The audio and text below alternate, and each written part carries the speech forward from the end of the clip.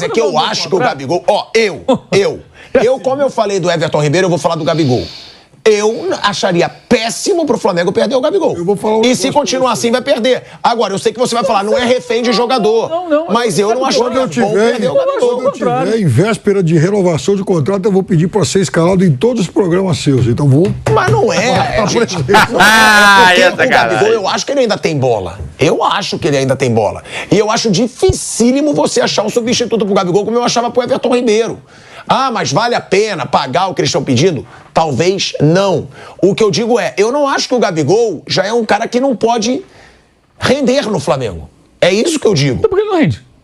Mauro, esse ano ele só vem entrando no segundo tempo do meio pro fim. Mas por que não rende? Pega o jogo ganho. O jogo que você pode falar é o Volta Redonda. Então, concordo, mas ele fez o gol. Contra o Vasco teve 2 chances. Perdeu um gol cara a cara. Mas entrou na metade do segundo tempo. É por isso que eu daria. Mas ele começou. Porque quando o Piperno fala de...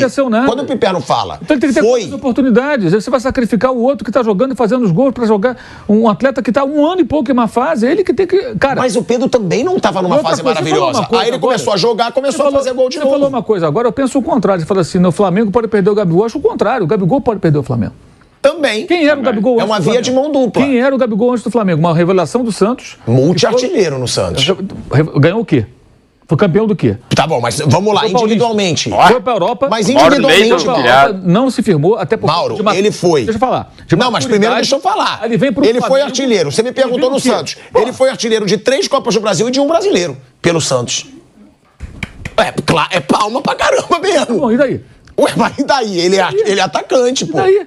Mas ele virou o Gabigol, o ídolo, goleador, onde foi no Flamengo. Não, o Gabigol ele era no Santos. Não, mas o ídolo nacional. O cara conhecido nacionalmente. No Flamengo. Foi no Flamengo. Foi no time eu concordo com você. Só que eu achei ele também muito importante pro Flamengo. O Flamengo deu a ele os companheiros de time e um técnico que potencializou o futebol dele. Parabéns, foi no Flamengo que ele atingiu um outro patamar. Não que o Santos não pudesse fazê-lo, mas ele saiu jovem do Santos. Ele não conseguiu dar certo na Europa, talvez até por uma certa imaturidade e tal, foi muito novinho pra lá. Mas foi no Flamengo que ele se projetou. Para ele é bom perder o Flamengo? E outra coisa, ele custa muito dinheiro. É por isso que eu colocaria. Eu não renovaria com ele hoje para ganhar 2 milhões por mais 4 anos. Assim, você fala, mas o jogador carrega o peso. Não, claro. O cara custa muito dinheiro, ele carrega o peso, lógico. O Endrick vai lá pro Real Madrid. Claro, por que ele é tão comentado? Porque ele custou muito dinheiro. Se ele custasse baratinho, ninguém falava nada. Então, sempre que o jogador movimenta muita grana, de salário, de multa rescisória, o que for, ele vai ter uns holofotes maiores em cima de si. É natural. É pro bem e pro mal isso. Você ganha mais dinheiro, mais fama, mais divulgação, mais cobrança, mais expectativa também. Agora, o Gabriel, ele que tem que aproveitar as chances, como qualquer jogador. Entrou em campo, aproveita a oportunidade, joga bem.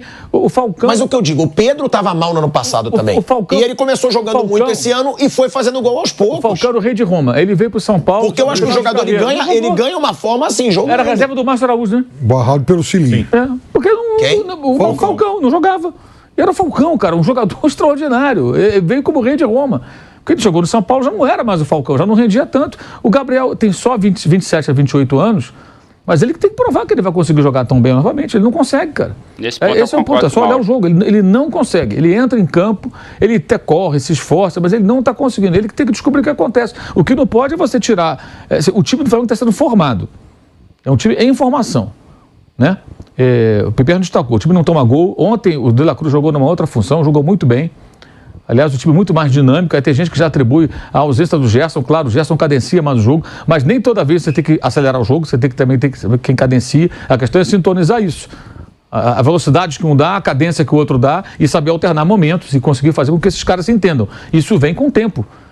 E o Gerson não tem jogado mal, mas existe também uma implicância de uma parte da torcida com o Gerson, até por culpa dele, em jogos que ele foi indolente, que ele foi preguiçoso. A marra que ele voltou aquela também marra toda. Mas ele não tem jogado mal, o Tite tem conseguido dar uma arrumada nele. Ele está fora porque ele está doente, foi internado e tudo, problema renal, né? Então, aí querem descartar o cara. Pode ter uma briga aí, né? Porque parece que o time fica muito mais à vontade com os dois pontas também. Exatamente. É difícil adaptar o De La Cruz ali. Então, aí o Gerson pode ficar no banco com outro jogo. Olha, hoje eu vou jogar com os 2 pontas e vou montar o meio campo assim. Com o volante, com o Arrascaeta e com o De La Cruz. Até porque os pontas estão trabalhando bem. O Flamengo, quando não tem a bola, voltam os 2 pontas.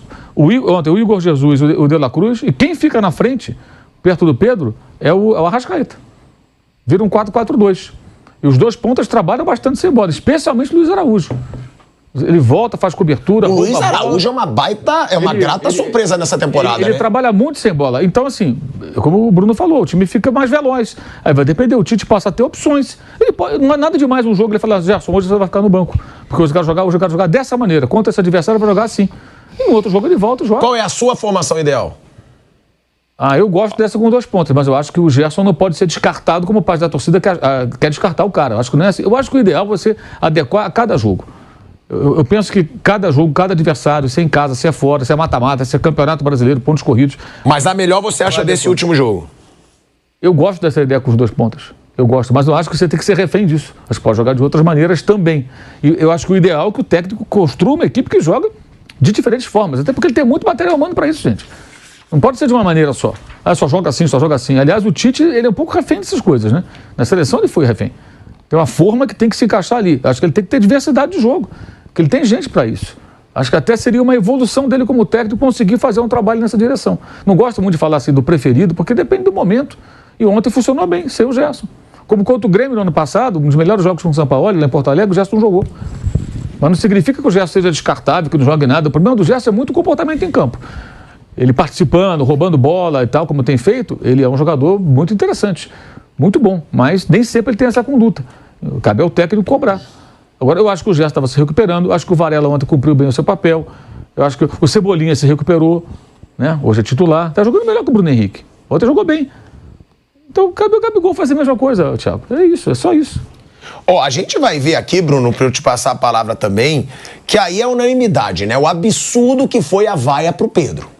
Não tem que vaiar o Pedro, nem quem acha que o Gabigol tem que ser titular, nem quem acha que... Gente, o cara tá fazendo gol, o cara é um baita nome. O Flamengo é o único time, como diz o Vampeta, que tem 2 mega centroavantes no seu elenco. Aí tu vai tirar a confiança de um com uma vaia burra. Uma vaia burra, tem que ser muito torcedor modinha pra vaiar o Pedro.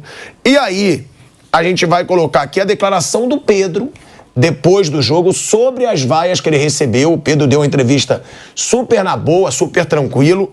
E ele diz, a pressão no Flamengo sempre existiu. Não só no Flamengo. Eu sempre tive pressão na minha carreira. Não me abala, me dá mais força.